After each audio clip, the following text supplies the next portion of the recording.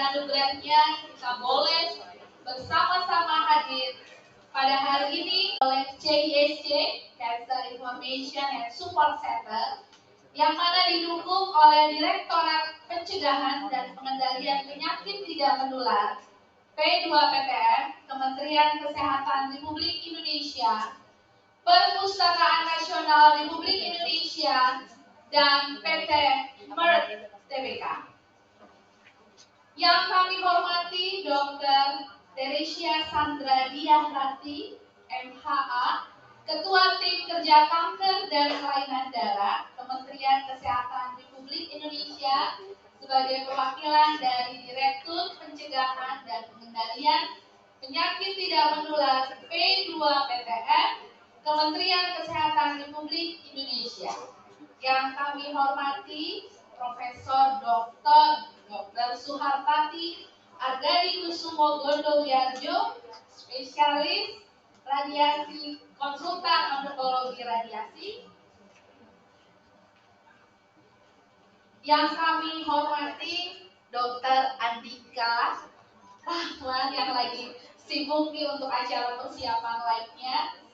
Kepada yang kami hormati Bapak Sutri Lastio, SSM Hub, Pustakawan Perpustakaan Nasional Republik Indonesia, yang merupakan perwakilan dari Perpustakaan Nasional Republik Indonesia.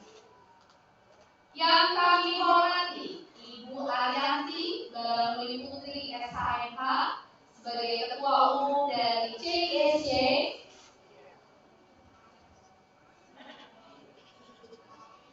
Serta yang kami hormati Bapak Eka Diana yang akan memberikan testimoni penyintas kanker nasofaring, dan yang kami hormati Ibu Lindawati Gunawan sebagai moderator kita pada pagi hari ini, serta sahabat-sahabat CISC yang hadir pada pagi hari ini maupun yang online yang ada di rumah yang mengikuti acara edukasi pada pagi hari ini.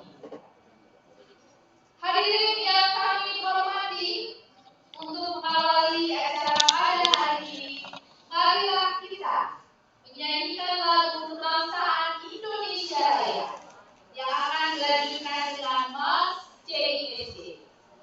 Untuk hadirin dimohon berdiri dan mengambil sikap sempurna.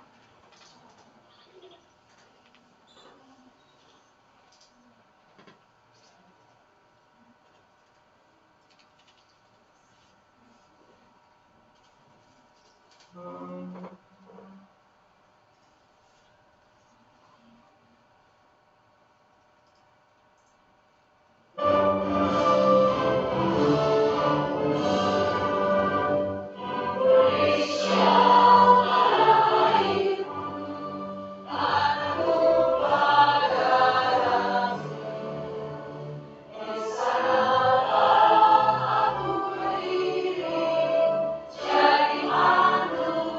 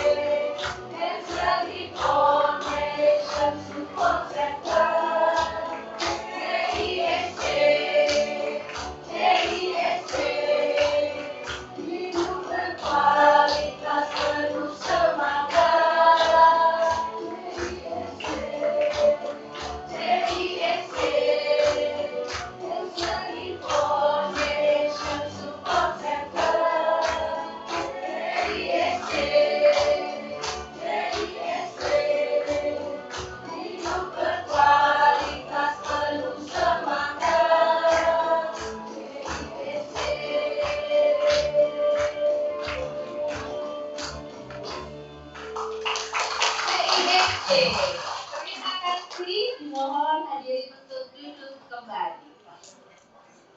Agar acara hari ini bisa berjalan dengan lancar dan penuh keberkahan, marilah kita berdoa menurut agama dan kepercayaan kita masing-masing.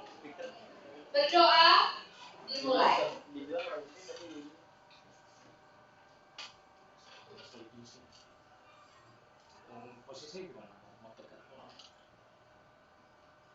Berdoa selesai.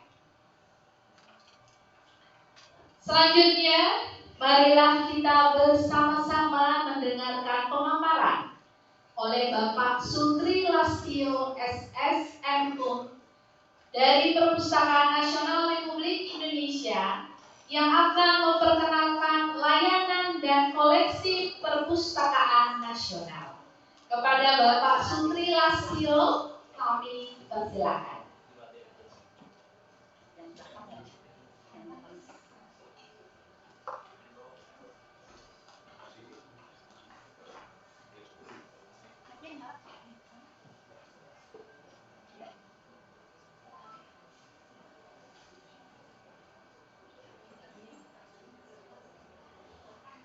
Assalamualaikum warahmatullahi wabarakatuh. Salam sejahtera untuk kita semuanya, salam sehat, salam literasi. Ya, Bapak dan Ibu, jika ada salam literasi, biasanya kita ayo membaca. Ulang yang salam literasi. Ayo membaca. Terima kasih. Yang kami hormati perwakilan dari TISC, Kementerian Kesehatan, para peserta, dan juga narasumber, para moderator dan sekaligus panitia yang tidak bisa saya sebutkan namanya satu persatu, namun tidak mengurangi rasa hormat saya kepada Bapak dan Ibu sekalian. Baik, di sini saya ingin mengenalkan tentang Perpustakaan Nasional. Ada slide-nya. Oke, Memang penyakit kanker ini menurut Kemenkes RI tahun 2002 di Indonesia sebesar 136 orang per 100.000 penduduk atau berada pada urutan 8 di Asia Tenggara. Untuk itu, betapa pentingnya edukasi kanker sejak dini di masyarakat. Salah satu bentuk edukasi kanker ini adalah literasi kanker. Dengan literasi kanker, bagi masyarakat kita bisa lebih mencegah lebih dini, memberikan motivasi, kesadaran bagi masyarakat tentang pentingnya kesehatan terhadap penyakit kanker ini. Salah satu bentuk dukungan dari Perpustakaan Nasional adalah menyediakan sarana ilmu pengetahuan dalam mendukung literasi kanker di Indonesia, sehingga masyarakat lebih aware, lebih bisa mencegah, lebih bisa mendeteksi dini, dan kedepannya Indonesia menjadi bangsa yang sehat, bangsa yang unggul, yang mampu bersaing di kancah global. Perpustakaan Nasional ini kami ada 24 lantai Bapak dan Ibu, dari lantai 1 sampai lantai 24. Silakan dimanfaatkan, tidak hanya tempat saja, tapi juga koleksi, fasilitas dan layanan untuk masyarakat. Bagaimana cara memanfaatkan layanan kami? Kita akan mengenalkan, jadi Perpustakaan Nasional ini adalah lembaga non-kementerian yang bertanggung jawab langsung di bawah Presiden. Kita memiliki fungsi pembinaan, penelitian, pelestarian, pusat jejaring nasional. Dan turunannya yaitu kita menyediakan layanan perpustakaan bagi seluruh masyarakat. Jadi nanti Bapak dan Ibu saya mengajak nanti ketika datang ke Perpustakaan Nasional, jangan ketika sudah di lantai 4 jangan langsung ke basement, parkir langsung pulang. Jadi teman-teman Bapak dan Ibu bisa mengeksplor apa yang ada di sini. Kita ada berbagai macam koleksi, baik itu yang tercetak maupun digital. Bagaimana caranya? Selanjutnya kita ada official website kita di perpusnas.go.id. Bapak dan Ibu bisa melihat sekaligus memahami tentang Perpustakaan Nasional, agenda, layanan, fasilitas apa yang diberikan, peraturan dan profil kelembagaan kami di sini. Teman-teman nanti bisa lihat untuk akses, kita memiliki kartu anggota. Kartu anggota itu berbasis NIK, jadi teman-teman yang sudah mendaftar jadi anggota Perpustakaan Nasional akan memanfaatkan seluruh fasilitas yang ada di sini. Caranya tinggal klik aja KOL yang ada di sebelah kanan, di sebelah kiri bawah itu anggota online. Cukup menggunakan NIK saja, isi data diri, nanti sudah menjadi anggota Perpustakaan Nasional.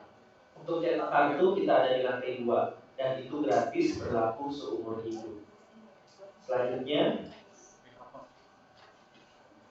ini dia kartu kita, namanya Sakti, satu kartu terintegrasi. Ini berbasis NIK seperti layanan publik lainnya, kita sudah berbasis NIK. Silakan nanti ke lantai 2 untuk cetak kartu, gratis tanpa bayar dan hanya 5 menit langsung jadi. Selanjutnya, setelah menjadi anggota Perpustakaan Nasional, Bapak dan Ibu bisa mengakses e-jurnal dan e-book internasional dari berbagai macam provider. Kita ada 30-an provider bagi baik yang dalam negeri maupun yang internasional. Kalau sudah menjadi anggota Perpustakaan Nasional, sudah mendaftar, bisa langsung akses, dan ini download gratis full text tanpa bayar karena sudah dilanggan oleh Perpustakaan Nasional. Kami melanggan ini hampir bermiliar-miliar, oleh karena itu jangan sampai ini tidak dimanfaatkan oleh masyarakat. Oleh itu saya sarankan untuk mengajak, jika Bapak dan Ibu sedang meneliti, bisa mengambil bahan rujukannya di resources Perpustakaan Nasional. Selanjutnya, iPusnas. iPusnas adalah aplikasi yang tersedia di smartphone maupun di PC yang bisa di-download di PC dan laptop. Isinya adalah buku-buku berbahasa Indonesia yang bisa di-download. Gratis tanpa bayar, hanya cukup menggunakan kuota internet. Satu hari bisa baca buku 3, satu buku untuk 5 hari. Dan ini gratis tanpa bayar. Ada juga berbagai macam genre, dan ini bisa digunakan untuk para ibu, para bapak, dan juga para penyintas kanker jika ingin mencari bahan-bahan rujukan mengenai kanker dan penyakit-penyakit lainnya. Bisa ada di iPusnas ini. Daftarnya menggunakan akun Facebook atau akun email. Hanya itu saja, downloadnya di Play Store atau App Store. Klik iPusnas. Selanjutnya, mohon maaf saya agak cepat ya. Indonesia One Search, kita memiliki portal satu pintu pencarian koleksi perpustakaan nasional dari seluruh Indonesia. Kita tahu perpustakaan di Indonesia itu ada berbagai macam jenis. Perpustakaan perguruan tinggi, ada berapa jumlah perpustakaan perguruan tinggi di Indonesia? Perpustakaan sekolah, ada berapa perpustakaan sekolah di Indonesia? Jika kita klik satu persatu untuk mencari koleksinya akan memakan waktu. Maka kita buat Indonesia One Search untuk satu pintu pencarian saja. Jika ketikkan satu judul buku, maka akan terkeluar semuanya koleksi-koleksi buku tersebut ada di perpustakaan mana saja, dan itu menghemat waktu kita. Jadi Bapak dan Ibu jika ingin mencari bahan rujukan di perpustakaan di seluruh Indonesia, mungkin di sini ada yang berasal dari berbagai macam daerah ya. Tidak perlu cari satu persatu, tinggal buka aja Indonesia One Search. Selanjutnya, oke, kita ada Bintang Pusnas Edu. Ini juga aplikasi membaca buku secara gratis digital. Dan ini segmentasinya adalah segmentasi untuk sekolah. Jadi bagi SD, SMP, SMA, perguruan tinggi, madrasah bisa menggunakan ini karena ini isinya adalah materi-materi pengayaan di sekolah, perguruan tinggi dan lain-lain. Silakan gunakan ini. Kita juga ada di sini konten untuk BSE dari Kemendikbud dan Kemenak. Jadi nanti kalau mau baca buku, pelajaran, materi pengayaan, silakan akses di Bintang Pusnas Edu. Ini adalah aplikasi terbaru kita, baru saja di launching di awal Maret ketika Rakornas Perpustakaan Republik Indonesia. Selanjutnya, jika Bapak dan Ibu memiliki kesulitan dalam mengakses perpustakaan atau sedang melakukan penelitian dan membutuhkan bahan rujukan terkait, silakan tanya pustakawan. Dia ada di pojok kanan bawah di perpusnas.go.id. Silakan tanya apapun sumber-sumber rujukan yang ingin Bapak Ibu butuhkan. Contoh misalnya saya membutuhkan e-jurnal atau e-book mengenai penelitian kanker payudara. Nanti akan disampaikan oleh pustakawannya, akan dicarikan referensi terkait mengenai penelitian tersebut dan hasil yang lain nanti akan disampaikan juga. Selanjutnya kita punya layanan baca di tempat dan bisa dibawa pulang. Yang bisa dibawa pulang ada di lantai 7, itu koleksi anak. Di lantai 2122 itu layanan umum, koleksi monograf terbuka. Bisa Bapak dan Ibu pinjam satu hari 3 buku, 1 buku 1 minggu, nanti bisa dikembalikan. Syaratnya untuk saat ini adalah yang berKTP Jabodetabek. Namun yang bukan Jabodetabek, jika domisilinya di sini atau di Jabodetabek bisa membawa surat keterangan domisili melalui address setempat. Nanti bisa dipinjam dan dibawa pulang. Untuk lantai 7 koleksi anak 2122. Selanjutnya, baik, ini adalah sosial media kami. Silakan di-add, di-follow. Kita punya YouTube, punya Facebook, Instagram, bahkan TikTok kita juga punya. Dan juga email. Oke, jadi saran saya ajak kepada Bapak dan Ibu sekalian semuanya, ayo manfaatkan perpustakaan nasional untuk sama-sama kita menjadi cerdas, menjadi masyarakat yang berliterasi dan tentu saja meningkatkan indeks literasi di masyarakat. Dari saya cukup sekian, mohon maaf. Assalamualaikum warahmatullahi wabarakatuh. Salam literasi. Ayo membaca. Ya, terima kasih. Terima kasih kepada Bapak Sutri Lastio untuk pemaparan mengenai layanan dan koleksi dari Perpustakaan Nasional. Marilah kita tepuk tangan karena support dari Perpusnas untuk CEC luar biasa. Kita selalu kalau bikin acara selalu disupport di sini ya Pak.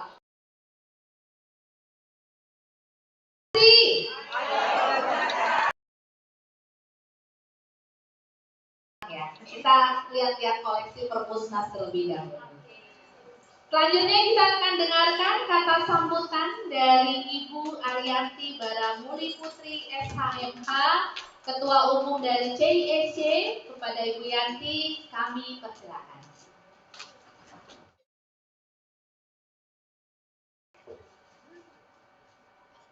Assalamualaikum warahmatullahi wabarakatuh. Salam sejahtera untuk kita semua. Om Swastiastu, Namo Buddhaya, salam kebajikan, semangat terus. Yang saya hormati dan banggakan dari Kementerian Kesehatan yang hadir di sini mewakili Ibu Dr. Eva, yaitu Ibu Dr. Teresa Sandra Hafid, MHA, Ketua Tim Kerja Penyakit Kanker dan Kelainan Darah Kementerian Kesehatan Republik Indonesia. Yang saya hormati dan banggakan yaitu penasehat kita, kita, ibu kita, siapa lagi namanya namanya Prof. Adi, semoga panjang. Yang saya hormati juga Dr. Andika Rahman sebagai narasumber bersama Prof. Adi. Yang saya hormati yang mewakili Perpustakaan Nasional, Pak Tio, dan juga Ibu Rita sebagai moderator, dan juga dari pimpinan organisasi kesehatan yang ada di sini, sahabat-sahabat CSC, maupun teman-teman media yang hadir. Saya mohon maaf tidak bisa disebutkan namanya satu persatu. Puji syukur kehadirat Allah Subhanahu wa Ta'ala yang Maha Esa, kita dapat hadir di sini pada acara kanker kepala dan leher deteksi lebih cepat, terapi dengan tepat. Ini adalah dalam rangka merayakan bulan peduli kanker kepala dan leher. Apa itu kanker kepala dan leher? Nanti para narasumber akan menyampaikan materinya. Tolong jangan ngomong ya, jangan kita fokus. Kenapa kita fokus? Karena saya minta tolong yang hadir di sini untuk memahami apa itu kanker kepala dan leher. Karena apa? Kita harus mempunyai pengetahuan yang cukup, apalagi yang penyintas kanker atau keluarga, supaya kita bisa waspada menjaga diri kita. Dan yang kedua, kita bisa tularkan kepada keluarga kita, kepada teman-teman yang baru bergabung di CSC maupun yang bukan CSC. Untuk apa? Untuk membantu diri kita sendiri, membantu keluarga kita untuk hidup bersih.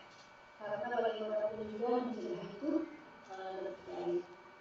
Dari pemerintah sendiri, upaya penanggulangan kanker itu telah dilakukan. Yaitu yang kita rasakan dengan BPJS ya, program BKM. Itu sangat membantu kami sebagai pasien dan keluarga. Dan kemudian dari organisasi profesi juga sudah banyak membantu kita. Ya, seperti Pak Tati, Dr. Andika dan sebagainya. Karena itu kalau ada pertanyaan, mohon tidak ke obat alternatif. Mohon berobat secara medis. Apapun efeknya itu zaman sekarang nggak seperti zaman saya dulu. Zaman sekarang itu efeknya sudah banyak betul ya Dr. Andika ya. Efeknya itu banyak sekali obat-obat yang bisa mengatasi membantu kita. Asal kita betul-betul ikhlas ya dan tetap ikhtiar untuk sembuh, insya Allah kita semua bisa melalui pengobatan secara tepat sesuai jadwal dari dokter. Kegiatan CSC sendiri ada 6, yaitu izin lapor tulisannya. Kegiatan CSC ada 6, yaitu support group, dan yang terbaru adalah case motivation. Kita menavigasi pasien dari rumah sakit dibimbing juga oleh Prof. Adi kalau dari SPM. Dan juga kami ada empowerment, yaitu khusus untuk para anggota CSC. Seperti hari ini kita empower supaya mempunyai literasi. Kalau tadi Bapak sampaikan literasi itu penting ya. Nah, literasi kanker juga penting khususnya buat kami. Dan mohon Pak bantuannya kalau bisa ada workshop menulis supaya kita bisa menulis pengalaman kami, mudah-mudahan bisa masuk ke perpustakaan mau ya. Itu ya, latihan workshop. Tolong kabarin nanti sama Mbak. Terima kasih. Dan kemudian ada rumah singgah dilengkapi dengan transportasinya dan kami melakukan advokasi kebijakan. Untuk itu kami dari CSC mengucapkan terima kasih atas bantuan dari Dr. Andika yang selama ini telah membantu kami bekerja sama dengan kami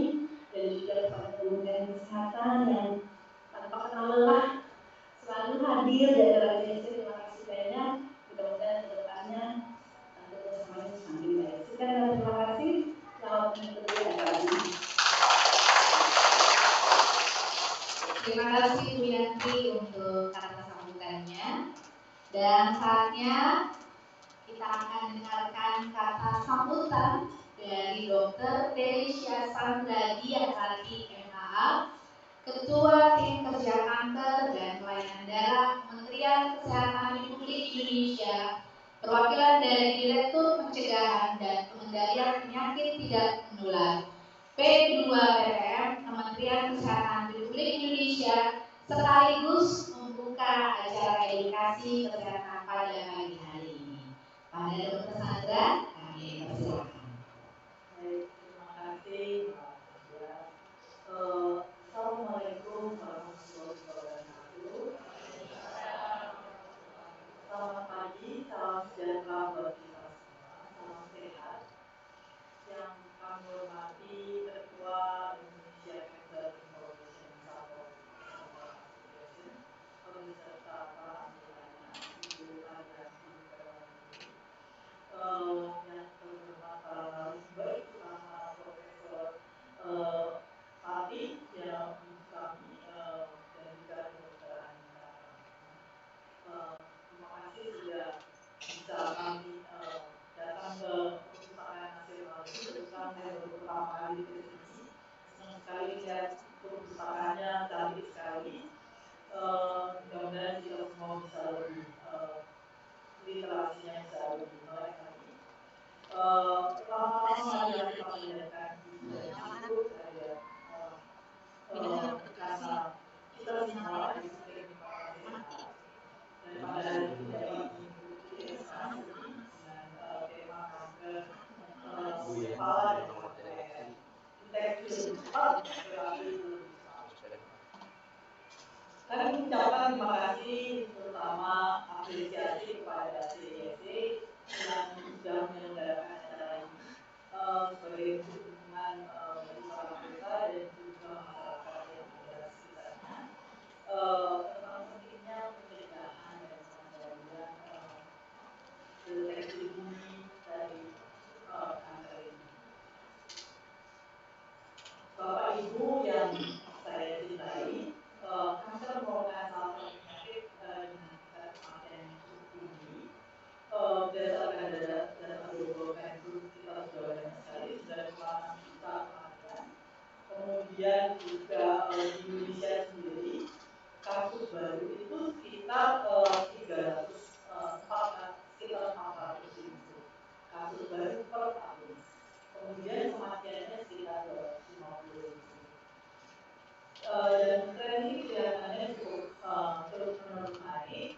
Oleh karena itu, ini menjadikan kanker ini menjadi masalah yang cukup besar di Indonesia, sehingga dijadikan menjadi prioritas untuk pembangunan kesehatan. Kanker kepala dan leher termasuk salah satu kanker yang kelima tertinggi, terutama yang masuk paru. Tapi kita ketahui juga yang lainnya seperti kanker mulut, kanker mulut dan sebagainya juga meningkat juga. Terutama karena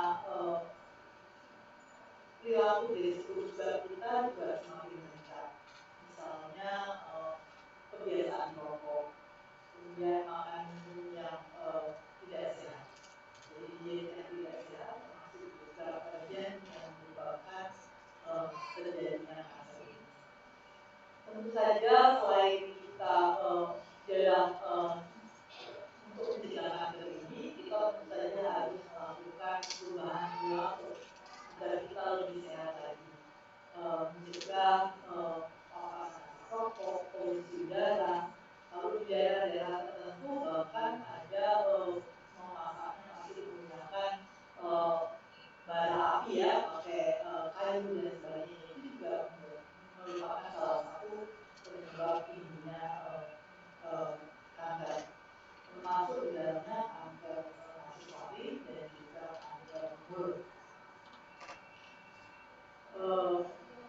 Hadirin yang berbahagia, pemerintah sudah menetapkan 4 pilar dalam penanggulangan kanker, terutama promosi. Jadi CISD sudah membantu kami untuk melakukan promosi dan edukasi kepada masyarakat.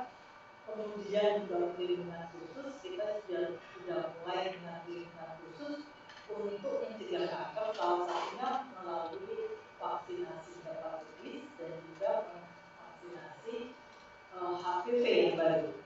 HPV ini adalah vaksinasi yang khusus untuk mencegah kanker leher rahim. Dan kita berjanji akan mengeliminasi itu berarti menurunkan tingkat minimal sekali dari kanker leher rahim. Target kita menurunkan 4 sampai 4 per 100.000 penduduk.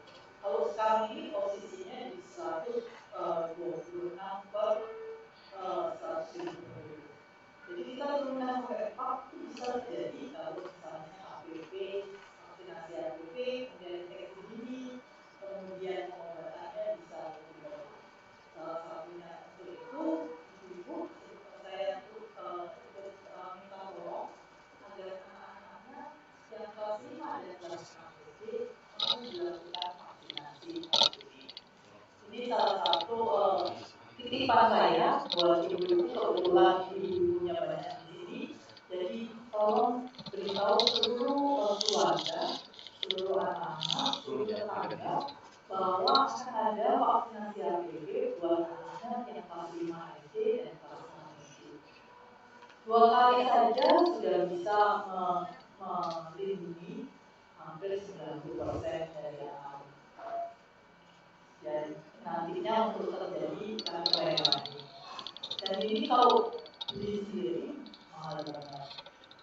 Kalau saya kemarin sudah lihat spanduknya itu 7.500.000 3 kali suntik kalau pada dewasa. Kalau anak-anak cukup 2 kali, jadi sekitar 5 juta itu dibiayai oleh pemerintah. Jadi jangan ketinggalan. Jadi jangan anaknya nggak mau disuntik, terus habis itu iya saja. Dan ibunya malah bilang nanti kalau anaknya disuntik gimana caranya, nanti anak saya kalau sakit dan sebagainya. Tapi ini adalah untuk ke depan. Jadi ini tambahan dari saya, titipan dari saya, dari kami untuk selain tadi perlindungan khusus kita ada deteksi dini. Tentu saja deteksi dini ini harapannya kalau ada beberapa kanker yang bisa dicegah sebelum terjadinya kanker seperti kanker leher rahim. Tapi beberapa lebih banyak kanker itu kalau deteksi dini adalah sudah jadi kanker. Kalau kanker leher rahim itu belum jadi kanker kalau kita deteksi dini. Jadi kita obati, jadi tidak akan masuk ke kanker. Kalau kanker lain dia sudah jadi kanker baru bisa kita deteksi. Kalau sebelum kanker kita bisa deteksi. Nah, salah satunya adalah kanker pada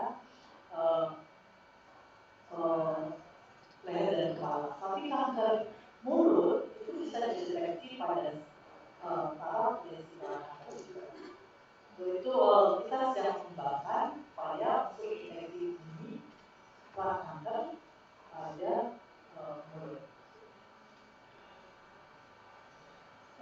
Berikutnya tentu saja yang lebih penting lagi penanganan kasus. Tadi Bu Ariyanti sudah mengatakan jangan sampai ibu-ibu kalau sudah dideteksi dini terus mau dilakukan terapi kepada nggak mau. Aku milih alternatif saja. Akhirnya sudah pada stadium 3 dan 4 sudah susah pengobatannya, lebih berat lagi. Untuk mengobatinya lebih mahal, lebih berat. Jadi dan tingkat survivalnya juga turun drastis.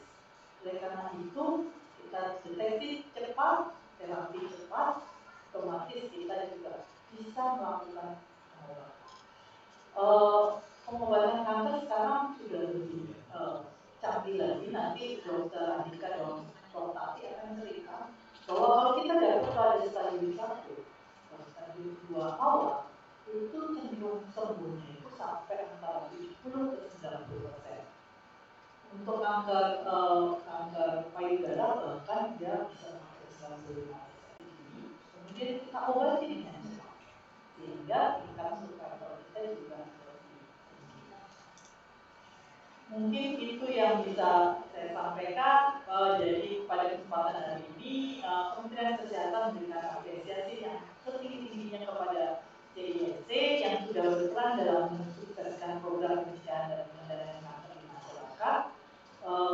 Semoga CISC semakin menjadi organisasi yang semakin kuat dan bermanfaat bagi masyarakat yang luas. Hadirin yang saya hormati, dengan ini saya membuka acara edukasi dengan tema kanker kepala dan kanker leher, deteksi dini lebih cepat, terapi lebih cepat. Semoga Tuhan mewujudkan cita-cita kita bersama dalam mewujudkan masyarakat yang sehat.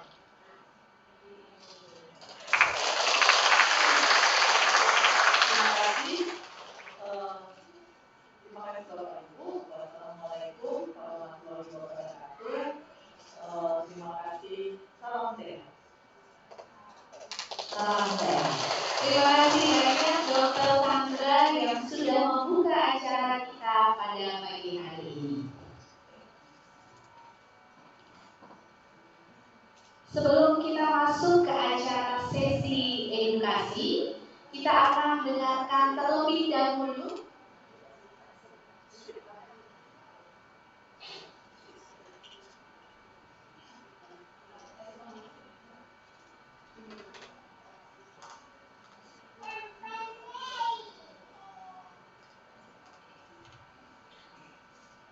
selanjutnya kita akan lanjutkan dengan acara pemaparan materi yang akan disampaikan oleh Profesor Dr. Suhartati Argadi Kusumo Bodo Wiyajo, spesialis radiasi, konsultan onkologi radiasi. Pada Prof. Tati, kami persilakan.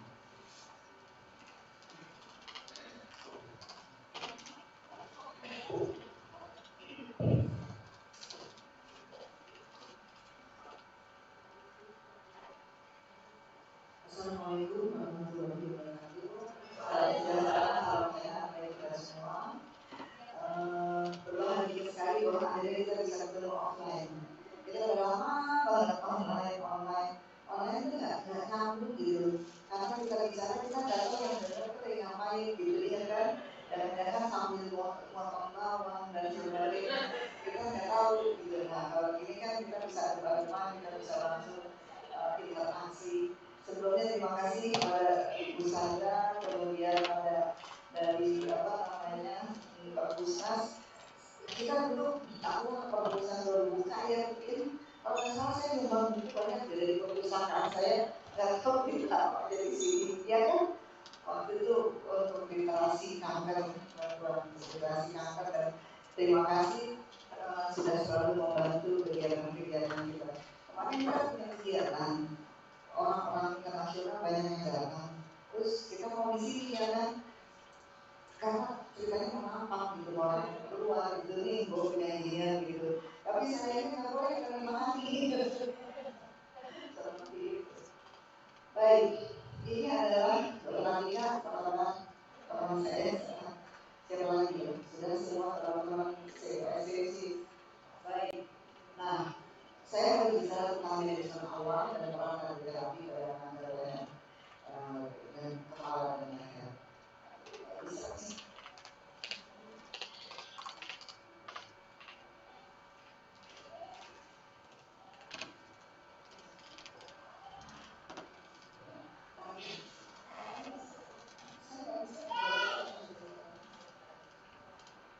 Jadi tuh, maaf sebentar ya, ini dari tadi katanya udah bisa, sekarang nggak bisa.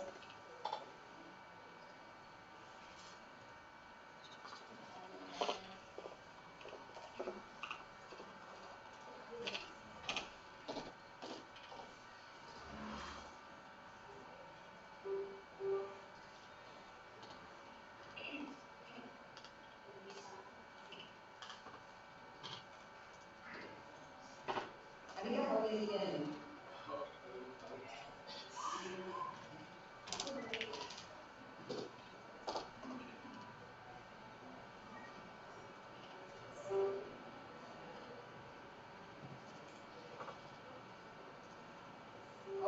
gini kan saya nggak bisa ngomong, habis dari situ semua.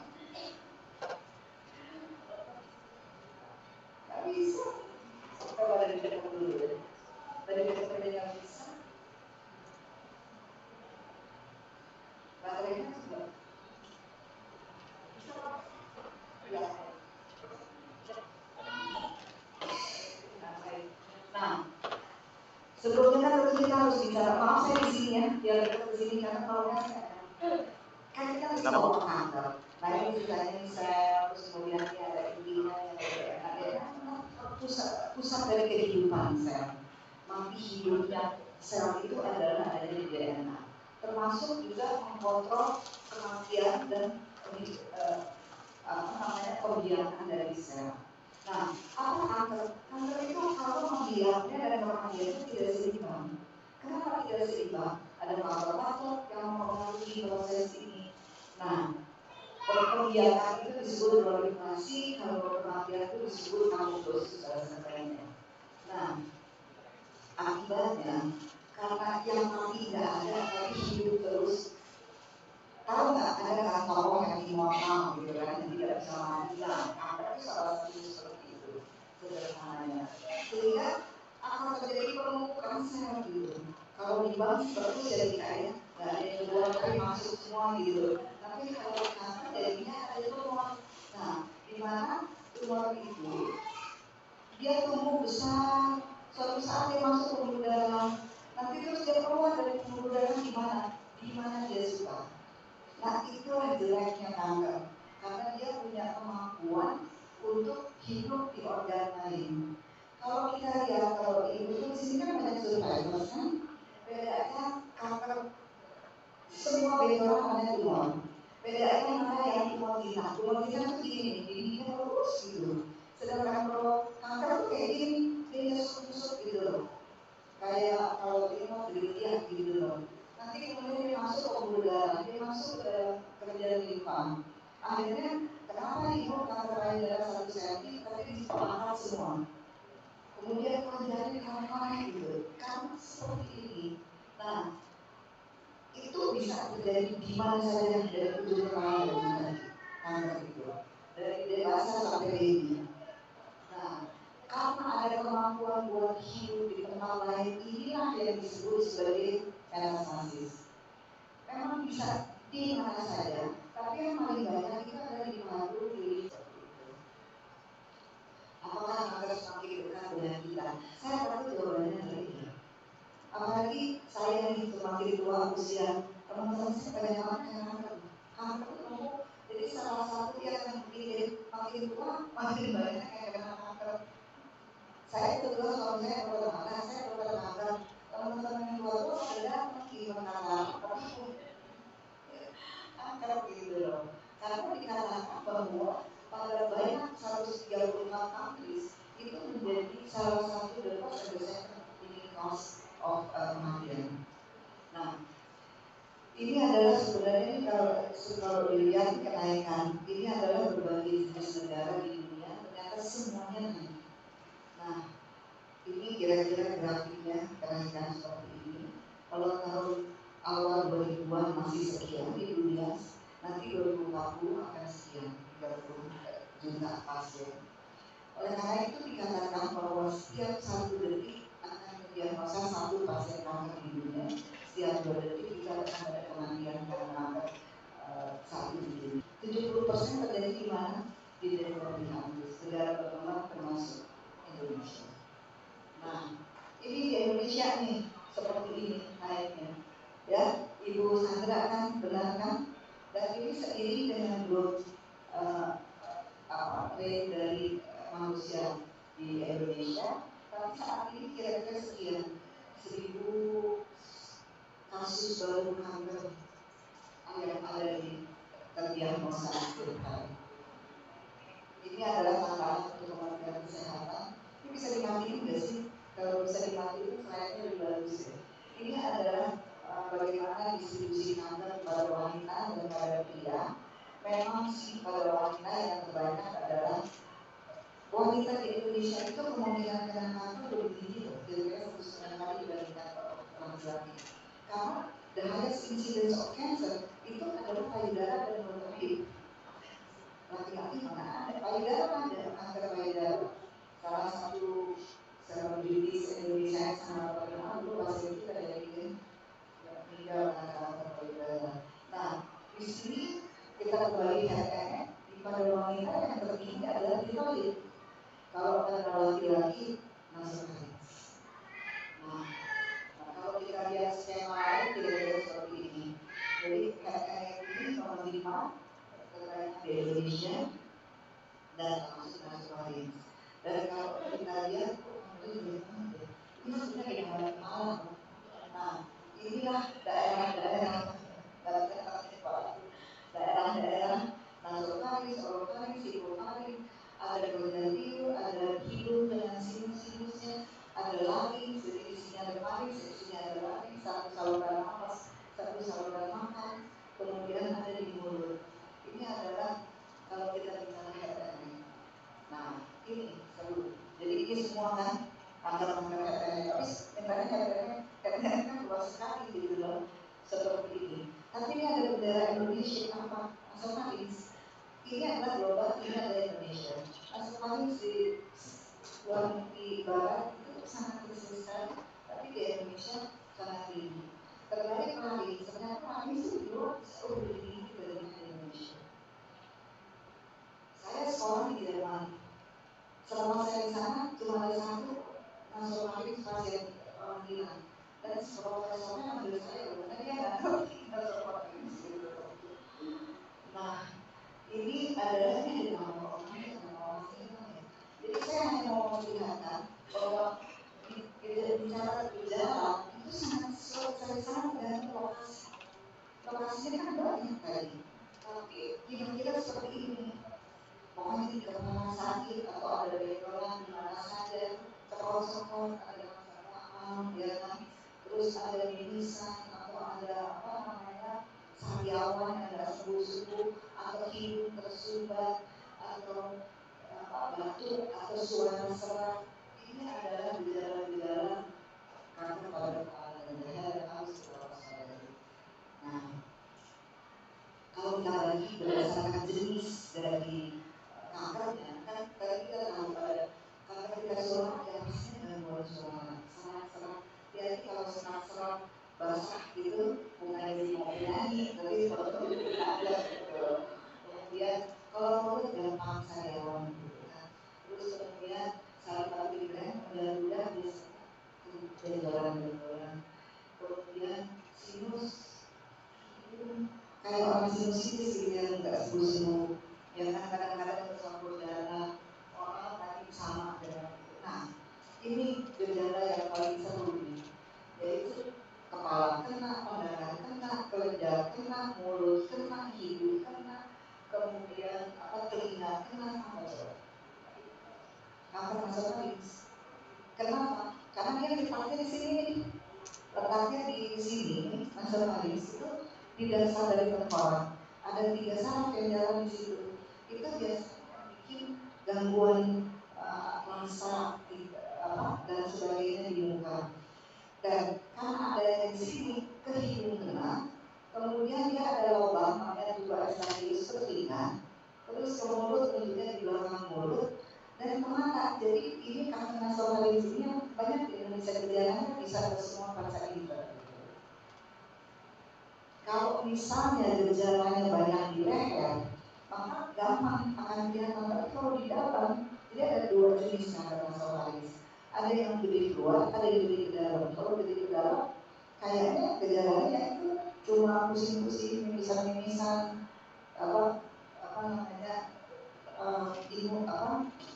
pilek nggak sembuh-sembuh kayak alergi gitu. Nah, jadi kelihatannya kan ini dari closer. Apakah kita masih mau kurang cerdas untuk tidak menghindar? Tentunya baiknya kita menghindar.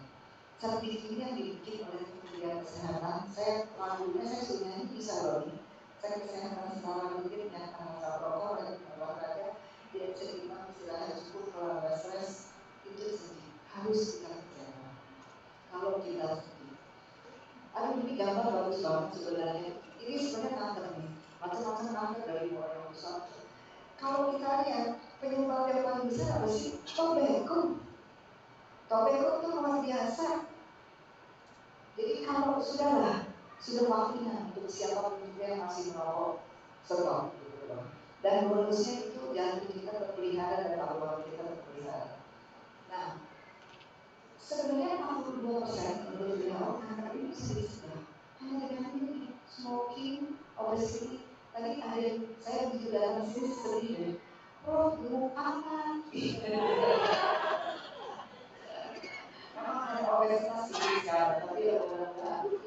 Kemudian alkohol, UV, hati-hati. Jadi ya, pakai kopi itu bukan gaya gitu, tapi untuk mencegah supaya UV tidak masuk. Kemudian olahraga, jalan aja dan diet seimbang. Nah, ini juga dari Kemenkes kan baru sekali kan. Nah, kalau kita kembali untuk sebenarnya 3 ini aja nih, ya kan, yaitu makanan yang dialerkan.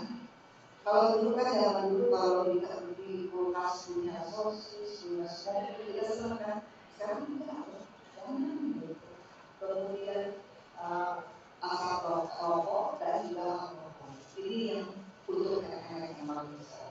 Nah, cuma ada pencegahan spesifik nih, HPP nih. Tadi Ibu Sandra mau ngomongkan juga. Jadi ini adalah suatu good news bahwa Menteri ini mengatakan bahwa kalau tadinya program HPP ini hanya di beberapa rumah, di beberapa provinsi, sekarang dibuka semua. Nah, karena ini kan targetnya WHO ini 90-90. Nah, kenapa? Karena ternyata ini deh gampang nih. Ternyata ini mencegah juga kanker orofaring. Jadi kalau mau diubah dengan anak perempuan aja yang divaksin malah tidak. Karena kasihan dia enggak. Betul loh, karena perempuan kan 40 terakhir. Ini cancer tidak tercegah itu dengan HPV. Nah, ini hanya memperlihatkan apapun juga kita mau ngomong apapun juga. Kalau kita mengobati kanker dalam keadaan lebih dini, hasilnya lebih baik dan biayanya lebih murah. Itu udah studi dan banyak sekali mengenai. Nah, bahkan Presiden Trump juga udah bilang dia udah 50 tahun kerja tentang kanker waktu itu dengan terapeutik apa yang menjadi prioritas. Ternyata nggak pernah gitu loh. Karena ternyata Profesor ini dari Korea mengatakan bahwa curing cancer would be much harder than curing pneumonia. Lebih susah daripada, jadi kita lebih baik kita melakukan move away. Jangan kalau kita work on cancer ini lebih baik kita move away lebih baik.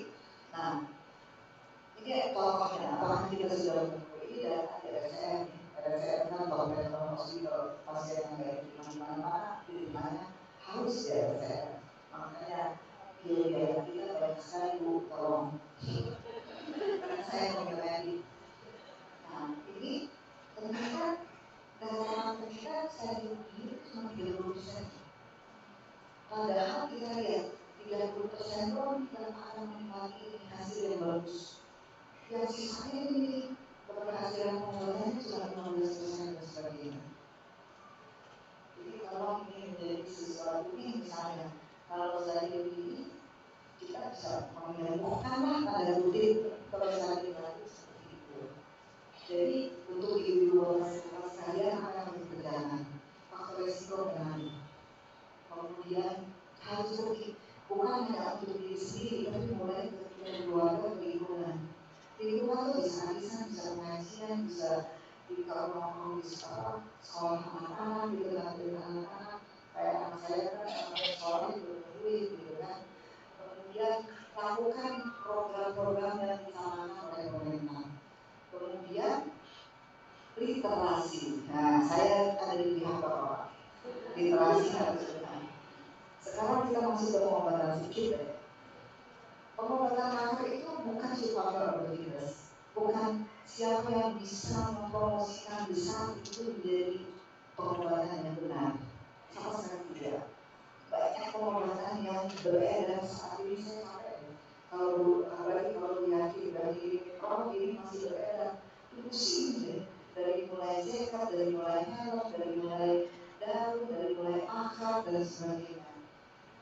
Bahkan yang treatmentnya pakai teknologi juga banyak ya. Nah, dan dalam pengobatan ini harus antara bagaimana kita menyembuhkan dan juga efek samping. Kemarin saya baru diskusi tentang ini yang namanya bagaimana kita menjadi pengadilan. Jadi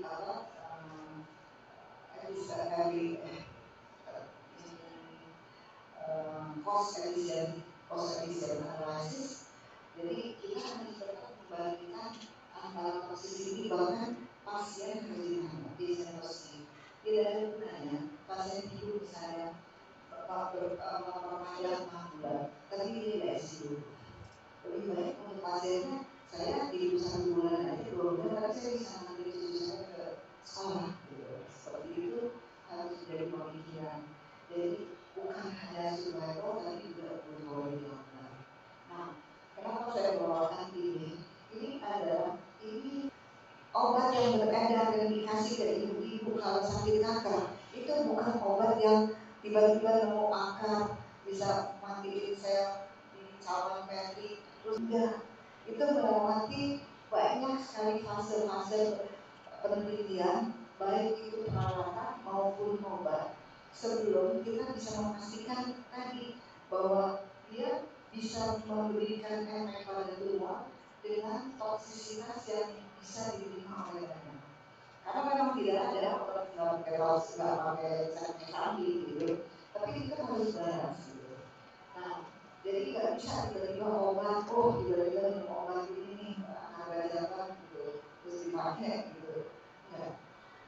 Nah, itu disebut sebagai evidence based. Banyak pengobatan-pengobatan yang disebut sebagai model ini adalah obat-obat yang ada scientific background-nya, tapi belum cukup data untuk mengatakan bahwa itu cukup efisien untuk pengobatan pasien.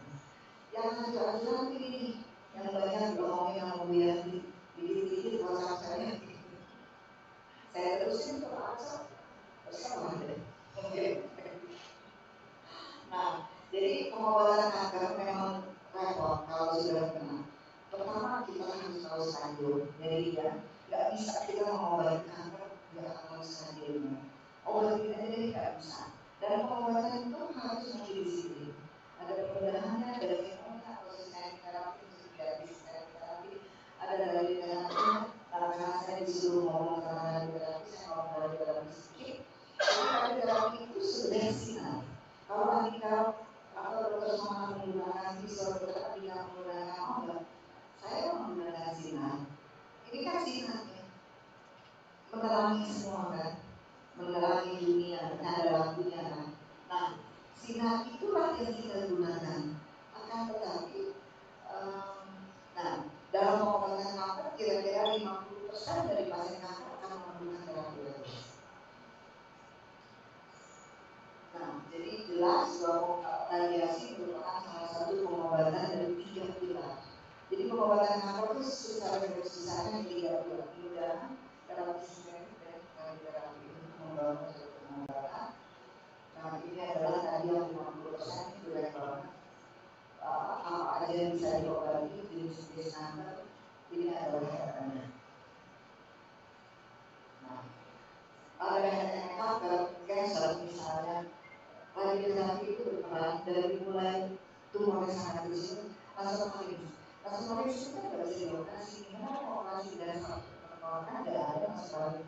Makanya pengobatannya adalah radiasi, dengan atau farmakoterapi, tergantung stadiumnya. Jadi radioterapi itu berperan dari mulai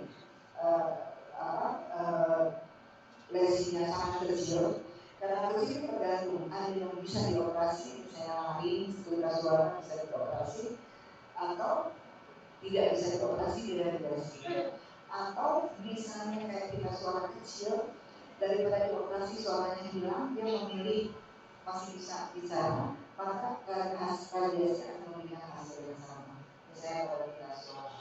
Nah, kalau lebih besar, maka mulai kita kerjasama dengan dokter Andika, diberikan radiasi atau kemoinduksi. Kemudian pada kasus-kasus yang sudah sangat sebar tadi kan akan sebar banyak di paru, liver, tulang, dan radiasi juga berpengaruh di situ. Dan juga pada tulang. Nah,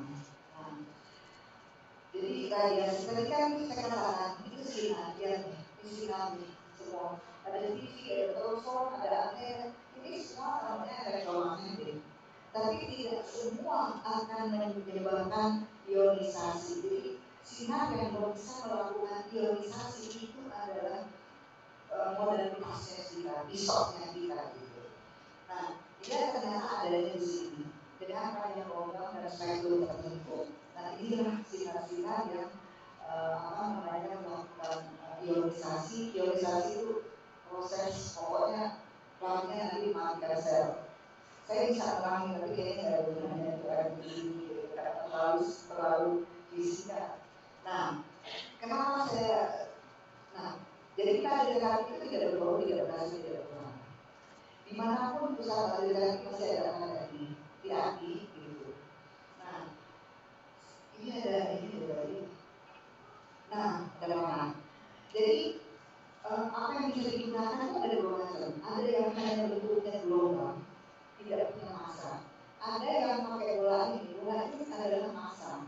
Jadi ada bawahnya. Nah, yang lagi in sekarang tadi dokter Andika bilang dia ini pack apa? Proton ada massanya. Bedanya itu antara sinar X atau gamma dengan proton sinar X. Namanya sedang banyak yang digunakan di mana-mana. Sedangkan proton ini baru ada beberapa sampel yang akan bangun. Itu adalah swasta hospital, pemerintahnya RSAD lagi bikin banget karena itu mahalnya luar biasa, harganya 10 kali alam tidak asli biasa yang bagus dan maintenance-nya setahun itu 1,5 jadi memang saya selalu bilang kepada BPS pikir-pikir kalau di lokal banyak-banyak karena kita masih banyak kebutuhan di naik jasa. Nah, ternyata sisi nada seperti ini itu lama-lama bisa dibentuk. Jadi kemajuan radioterapi sangat sejalan dengan kemajuan diagnostik. Diagnostik itu dulu cuma bikin torax pahami.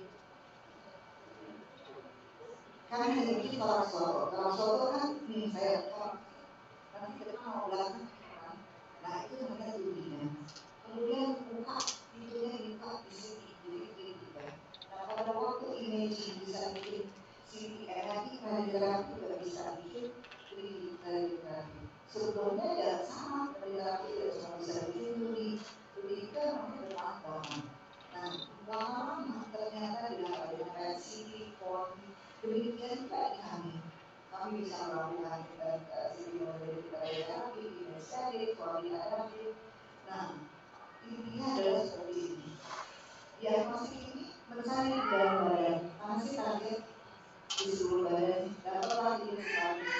Nah, dengan teknik AMRT, maka kita bisa membentuk sinar yang seperti ini menjadi bentuk seperti ini. Memang unbelievable, tapi itu adalah kenyataan seperti itu. Jadi jangan bukan hebat saya, tapi yang hebat itu adalah penemu-penemu di sana.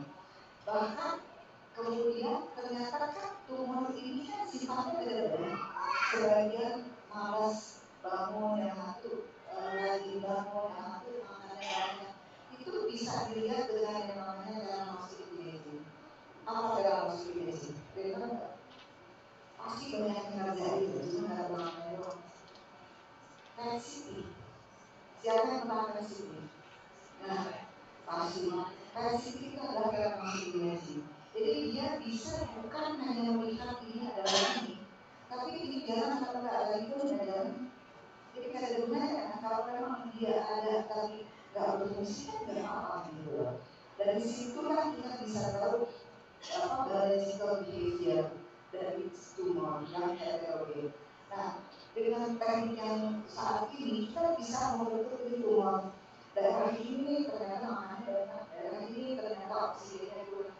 Itu kita bisa membentuk seperti itu sesuai dengan kebutuhan. Bahkan kita bisa menghadapi pergerakan. Kan mau bergerak, kita bergerak. Demikianlah teknologi kita di dalam saat ini. Ini misalnya ini rumahnya sendiri. Kalau sendiri di sini, kalau dari itu semua kena. Ini kena. Sehingga ini yang disebut sebagai terapi kalsium. Kalau terapi kalsiumnya yang hijaunya yang hijaunya adalah dosis pada rumah yang merah dosis pada dari normal. Kalau dia nempel, bagus ya? Tidak. Karena tandanya kita lihat ya dari normalnya kena, ya rumahnya kena. Yang bagus kalau kita bisa memisahkan. Nah ini hanya bisa dilakukan dengan teknologi. Baik. Nah, ya, kalau air mati, maka ini target sinar kita bentuk seperti ini. Memang ini adalah bukan sesuatu yang sederhana. Ini hanya sedikit kalau bingung ada minyak, ada obat, dua-duanya ada sumber radiasi.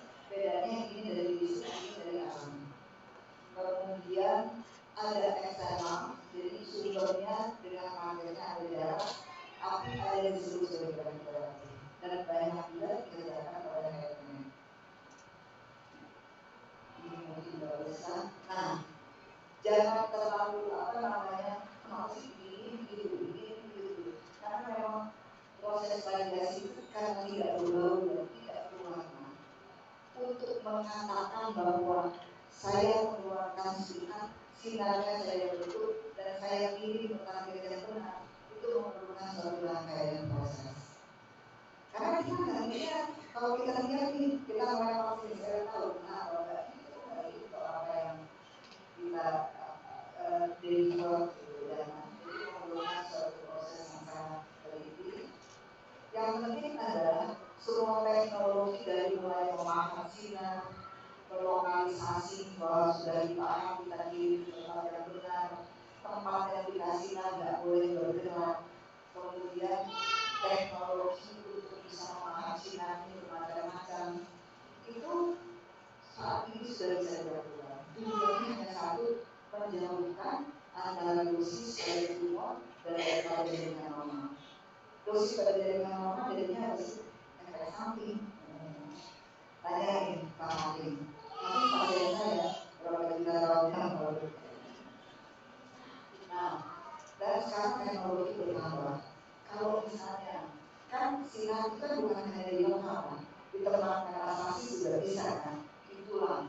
Maka kita bisa melihat tulang belakang tidak lagi seluruh tulang belakang dengan namanya segala boleh. Bahkan kita bisa melihat monitor, kita bisa mengikuti pergerakan monitor. Dengan teknologi ini kita tidak lagi ingat seperti pahami di sinar 33 kali, gitu, 35 kali. Tapi mungkin hanya 5 kali, bahkan dari 1 kali. Karena ketenangannya dijamin bisa. Nah, ini salah satu kemajuan juga. Saya jadi ingat dari ini. Nah, dulu nggak bisa nih. Kita lihat problem ini kalau ada pilihan. Itu kita bisa sekarang. Ini adalah dalam hipokampus. Hipokampus itu adalah pusat yang sangat penting untuk quality of life seorang pasien. Kita bisa dalam hipokampus di sini. Jangan hanya saya pergi kenapa, bagaimana. Kita hanya bermain waktu kita tapi yang mungkin kita tidak luar biasa. Dan kita bisa minat hanya tulang kepala saja dan menyediakan. Kalau demikian tidak mungkin kan, bagaimana sinar bisa berbuat seperti itu. Tapi itu yang bisa dilakukan dengan alat yang tidak. Ini satu-satunya ada yang dapat saya lakukan. Nah bahkan seperti ini target kita nih bisa dibuat diri. Sinar enggak, sinar enggak, sinar enggak gitu. Mengikuti pergerakan. Dari terapi saya perlu aja buat karena memang nah untuk head masuk hari untuk sensor-sensor yang tidak punya teknologi yang tadi saya katakan, maka dia harus komunikasi dengan berani.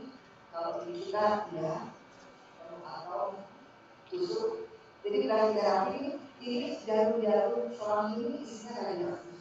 Jadi radioaktif itu dimasukkan ke dalam daerah target.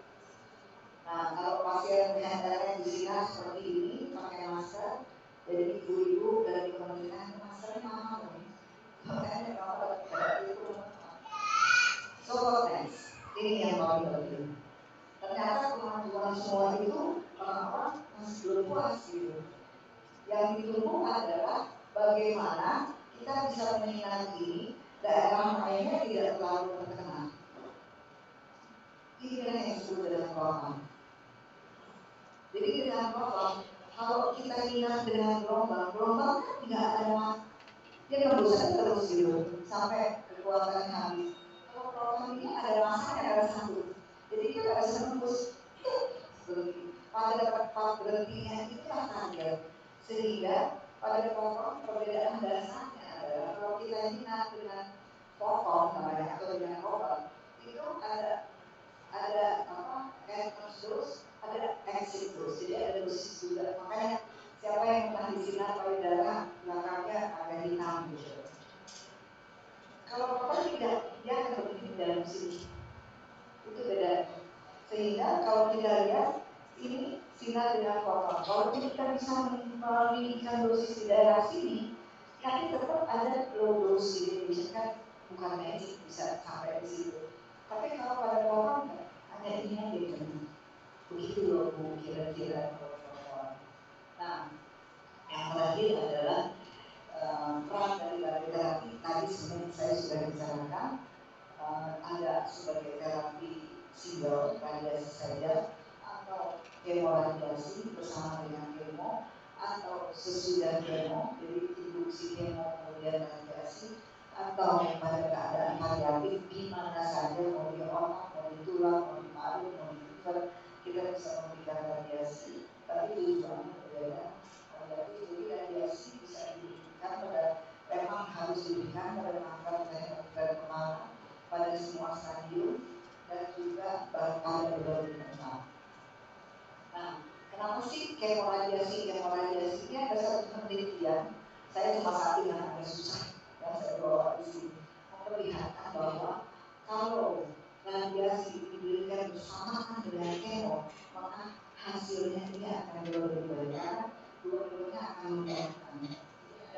Ada hasil kerja ini dan hasil kerja ini yang cara kerja ini dan cara kerja ini saling ini sehingga kemoradiasi, kapan kemoradiasi, kalau masuk manis pasti nggak ada operasi di sini. Jadi pengobatannya pasti yang mengoperasi karena tidak mungkin menyinar mengoperasi base of skull namanya tadi sih. Base of skull itu dasar tengkorak gitu karena ada di situ. Efek samping, itu saya terakhir. Efek samping ada yang lokal, kalau radiasi itu efek sampingnya lokal, mana yang kena.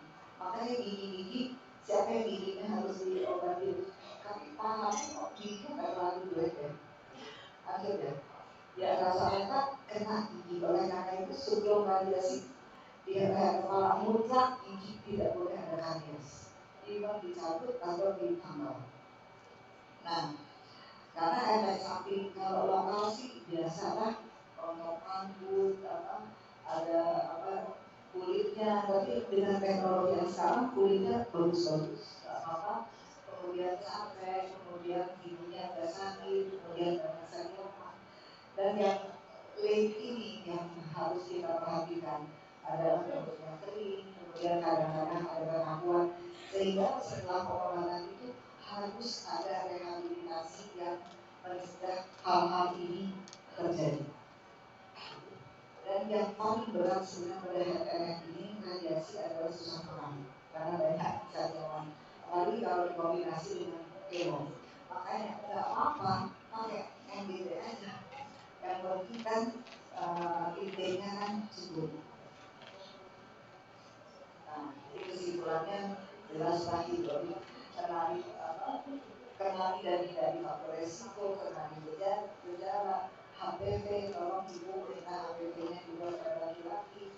Kemudian deteksi bila ada gejala awal, jangan takut datang ke dokter. Kemudian pengobatannya harus multimodality, radiasi saat ini dengan berbagai teknologi. Jadi satu hal yang saya ingin berita baik dari Pak PGS, bahwa saat ini semua provinsi di Indonesia dipasang dari terapi. Tapi memang kita karena tanggal 15 Desember adalah bangunannya banyak mulai dibangun, tapi usahanya Bapak Menteri saat ini sangat luar biasa untuk memperbaiki penanganan kanker di negara ini, termasuk dari negara ini. Kalau dulu, jadi Kalimantan itu semua ada Kalimantan sini, Balikpapan, Samarinda yang belum Kaltara. Jadi kita satu-satu kita lihat semua provinsi harus ada pelayanan dalam 2023, 2024, 2025. Kemudian efek samping itu dengan perawatan yang baik, mudah-mudahan kita bisa atasi bersama. Baik, dan terapi yang tadi modern itu akan meningkatkan outcome dengan efek samping yang seminimal mungkin. Barangkali itu yang saya bisa sampaikan, mudah-mudahan bermanfaat dan tolong apa yang kita ketahui literasi ya Pak ya, jangan hanya habis di kita, tapi dilanjutkan ke mulai dari keluarga, kemudian masyarakat di sekitar, dan karena dengan seperti itu ilmu kita akan bermanfaat untuk orang lain. Terima kasih. Wassalamualaikum warahmatullahi wabarakatuh. Terima kasih Prof. Santi untuk pemaparannya yang luar biasa. Jadi nambah ilmu kita ya, banyak banget ilmunya nih dari Prof. Santi ini. Terima kasih Prof. Selanjutnya kita akan dengarkan pemaparan materi oleh Dr. Andika Rahman, spesialis penyakit dalam konsultan hematologi onkologi medis Vinasi. Pada Dr. Andika, kami persilakan. Terima kasih. Assalamualaikum warahmatullahi wabarakatuh. Salam sejahtera buat semua. Mbak Yanti, bersama Asli ya, dan teman-teman. Ini pakai jaket bukan karena mau diikip ya. Salam sehat buat teman-teman semua. Kita mulai kuliah ya, jangan lupa besok kita ujian ya. Jadi bicara masalah rekan-rekan ini panjang, jadi banyak sekali. Tadi sudah sampaikan, jadi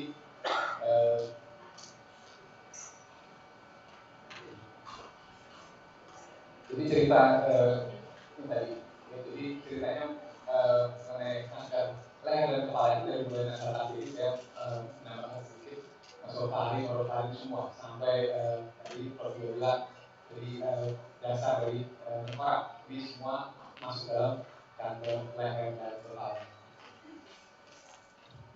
Dan untuk kanker leher dan kepala ini panjang, jadi banyak, dan memang kanker nasofaring itu merupakan kanker yang ini sesuatu yang sebenarnya kita nggak perlu bangga ya, karena ini hanya ada di daerah Asia dan Indonesia. Jadi nasofaring ini hanya banyak sekali di daerah Asia. Kenapa di daerah Eropa kok juga ada? Itu dulu ada cerita di tahun 50-an banyak orang-orang Chinese yang eksodus ke daerah Eropa. Gitu. Memang sekali lagi kanker nasofaring ini Epstein-Barr penyebabnya. Ya, kanker ini disebabkan oleh virus Epstein-Barr. Dulu tahun 50-an itu belum ada kulkas. Jadi orang baru tahu itu kenapa meskipun dia pindah dari daerah Asia kemudian ke daerah Eropa, banyak yang berpindah ke Belanda, Belgia, di sana. Jadi ternyata mereka punya kebiasaan menimbun makanan itu mengawetkan karena nggak punya kulkas dulu ya dulu. Itu dengan dengan boka-bokaan. Ternyata itu di Epstein-Barr virus itu banyak berkembang di sana. Nah, jadi ternyata para ahli berpikir bahwa kalau dia dua musim, begitu dia pindah ke 4 musim, ya, selalu juga musimnya kan virusnya mestinya ada, mestinya mati gitu. Tapi ternyata tidak. Jadi ternyata dari kebiasaan menimbun. Makanya kenapa kita tahu bahwa ikan asin, ikan asap itu termasuk rokok, di situ ternyata memberikan kesempatan buat pasien terus untuk berkembang biak. Sekali lagi ini rokok ya, dan konsumsi alkohol. Jadi saya tambahin ini dari Prof. Hati tadi bahwa beliau berhenti merokok. Dok, saya berhenti dari 5 jadi 1. Penelitian menunjukkan bahwa mau rokok 1, rokok 10 sama. Jadi mendingan 10. Yang 1 sayang. Iya. Saya gitu sekali aja. Kan rugi kalau yang 1. Ya dok, udah 4 ya, lagi 5, sekarang 4. Bagus juga suasananya. Nanti rugi. Dan yang banyak HPV. Jadi sejalan dengan banyak oral seks. Jadi makanya sebenarnya saya Prof minta dan vaksin HPV sebenarnya bukan mati ke situ Prof sebenarnya. Ini banyak yang memilih ini sekarang jadi ke situ jadinya. Lucunya ini kanker kepala penyebabnya kalau di kita adalah Epstein-Barr. Tapi begitu di Eropa yang banyak adalah Human papillomavirus. Dari situ naik ke mulut, lucu ya. Itu dia. Nah, faktor-faktor risiko yang lain, jadi selain tadi tembakau, sigaret, ini semua, kemudian teman-teman tahu kan ya, kalau dulu zaman FPI masih berjaya di tahun-tahun 90-an, itu ada pemeran Marlboro kan, yang gigit tembakaunya itu meninggal apa? Kanker mulut dan bukan gara-gara gigit tembakau, memang dia rokok. Jadi itu ceritanya. Dan yang lain ada asbes, kemudian ada radiasi ion, kemudian sembar terutama dan ABV. Jadi tadi banyak sekali penyebab-penyebabnya, dan kebanyakan memang ada yang positif HPV orang muda justru yang terjadi. Dan 3/1 ternyata laki-laki. Memang dasar. Jadi kemudian dan jadi makin meningkat sejalan dengan HPV tadi. Dan faktor yang lain banyak sekali di dalamnya dan sebagainya, matiwan dan sebagainya. Ini yang membuat di kanker leher dan kepala itu banyak. Ini ya. Di leher, ini kalau teman-teman ada karyawan, tapi bukan sekarang waktunya untuk mencari karyawan ini muncul lagi. Tapi karyawan yang mana ya? Jadi kita jualannya Lego Platia, Lego putih, warna putih, kemudian kayak hilang. Nah ini kalau mencari dari kayu. Atau yang warnanya bercat-cat seperti ini, ya. Atau ya tadi karyawan yang nggak hilang-hilang. Apalagi buat teman-teman yang ada gigi ya. Kebanyakan pasien-pasien saya yang dengan kanker lidah itu berulang traumanya. Jadi biasanya karena gigi bagian dalam itu saja lagi dan lagi. Ya. Oke. Dan ini adalah bagaimana ini staging yang lama ya. Sekarang ini sudah stadium 4A dan 4B bukan 4C. Jadi kalau ditanya dong kalau stadium 4 jelek ya. Saya mau bilang jelek itu juga, tapi tidak ada salah. Jadi stadium 4A itu locally advanced. Jadi B lah yang sama seperti kanker yang lain, kanker payudara kan stadium 4, D sama dengan stadium. Nah, sulfatur itu juga, jadi kalau makanya kenapa early stage makin sering ditemukan, makin cepat ditemukan, makin bagus. Dari 1 kira-kira sekitar 90% lah untuk survival untuk 5 tahunan. Untuk stadium 2 turun jadi 60%. Stadium 3 40%. Tinggal balik-balik aja sebenarnya. 40% dalam 5 tahun berarti kemungkinan untuk muncul kembali 2 tahunan. Kemudian dan ini kanker leher kepala ini bukan kanker turunan seperti kanker payudara, rahim dan sebagainya. Jadi memang kebanyakan karena lifestyle. Ya, lifestyle. Ada yang nanya, dok, itu yang ibu yang ngirit itu bisa jadi kanker? Ya, bisa. Tapi sekali lagi buat teman-teman, jadi jangan takut pulang dari sini tuh. Kalau gitu yang ngirit segera nggak boleh. Nggak juga. Jadi memang yang susah adalah teori ini. Ada teori namanya genotype dan phenotype. Kalau saya ditanya gimana sih jadi kanker, gennya ada nggak? Lingkungan paparannya ada. Jadi ada orang yang tapi nggak ada yang tahu ya, jalan di kebenaran terus gitu. Kita sini yang ada kakek-kakek tua gitu merokok itu kayak kereta api. Tapi itu nggak ada paru ya, nggak pernah di rumah kita di rumah dia. Nah, kalau begitu karena gennya mungkin tidak ada. Tapi siapa yang mau periksa itu? Periksa gen itu 40 juta loh. Jadi 40 juta, siapa mau periksa?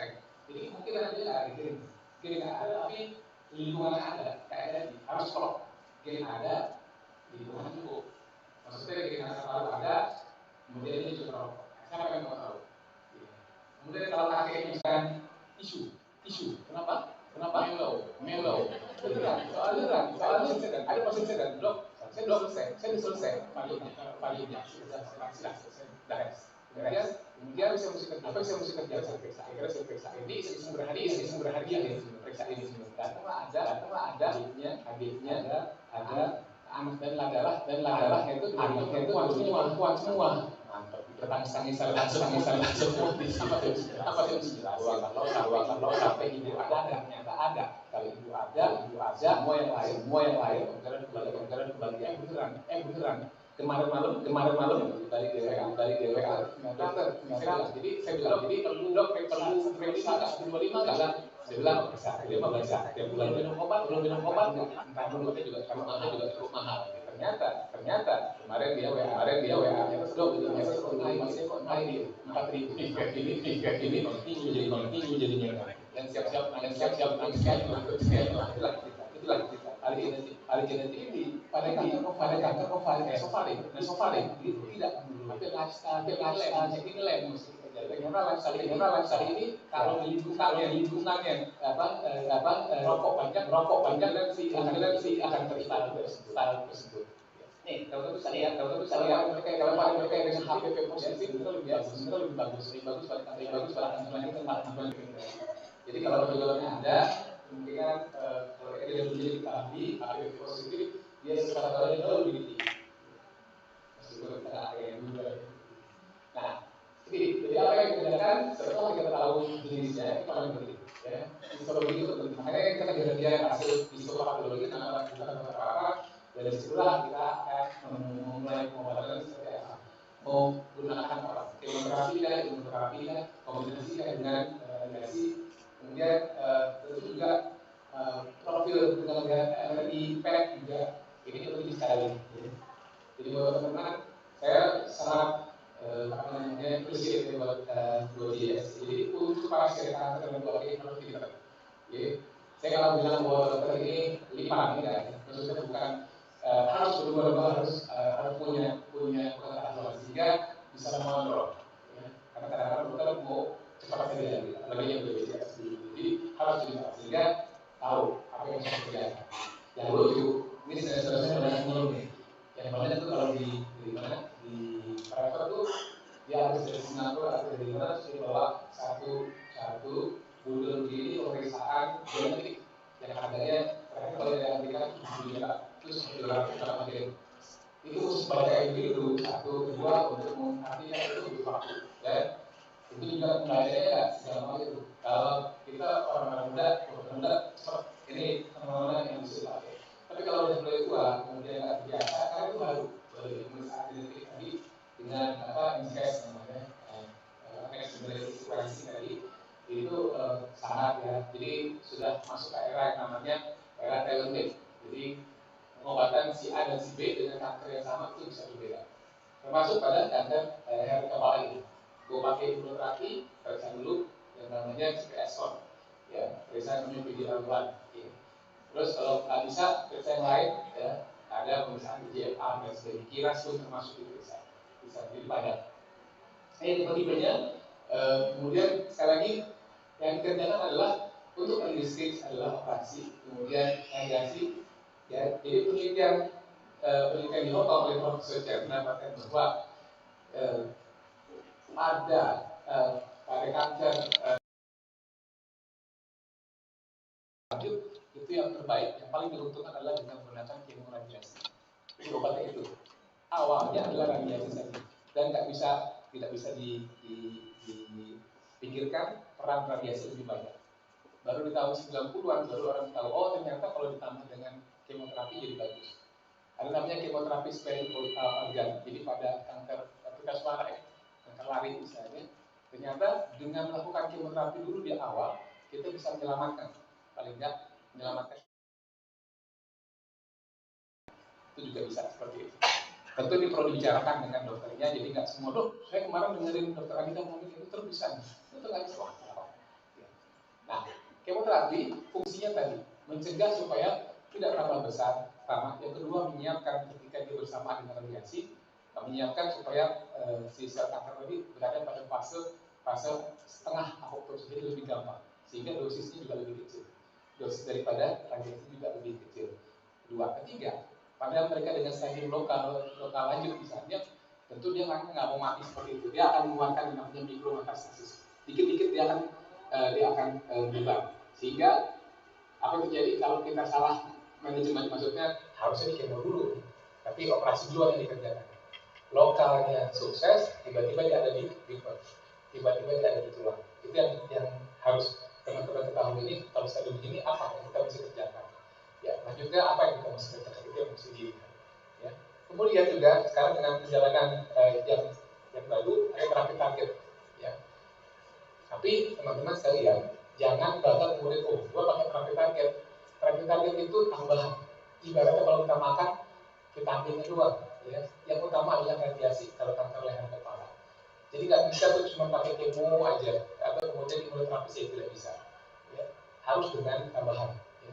Jadi harus dengan radiasi lah utamanya, baru kemudian kemoterapi, imunoterapi menjadi tambahan. Ya. Oke, ini treatmentnya, jadi strateginya tentu pengangkatan di awal kalau stadium awal. Ya. Kalau stadium lanjut, tentu biopsi kita perlu. Kemudian stadium lokal lanjut adalah radiasi dan